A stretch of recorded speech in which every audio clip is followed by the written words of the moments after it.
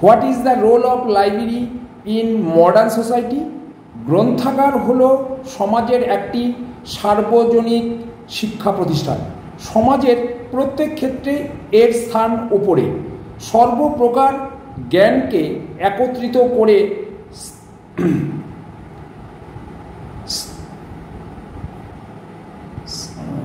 স্থায়িত্ব দানের অভিপ্রায় থেকে গ্রন্থাগারের সৃষ্টি। গ্রন্থাগার হলো জ্ঞানের উত্তম সংরক্ষণাগার। সেখানে সমাজের বিভিন্ন মহৎ পথের মানুষের বহুমুখী চাহিদা পালনের ব্যবস্থা করে। আধুনিক সমাজে গ্রন্থাগারের ভূমিকাগুলো নিম্নরূপভাবে বলা যেতে পারে।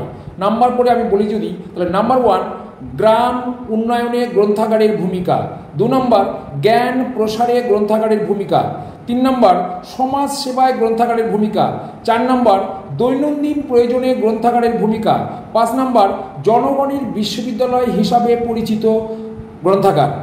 6 নম্বর, জনসেবায় গ্রন্থাগার। 7 নম্বর, সামাজিক বন্ধনে গ্রন্থাগারের ভূমিকা। 8 নম্বর, সাক্ষরতা ও বয়স্ক শিক্ষা আন্দোলনে গ্রন্থাগারের ভূমিকা। 9 নম্বর, গ্রন্থাগার আন্দোলনে গ্রন্থাগারের ভূমিকা। 10 নম্বর, শিক্ষার প্রসারে গ্রন্থাগার। 11 নম্বর, গ্রন্থাগার একটি জাতির সভ্যতার ধারক ও বাহক।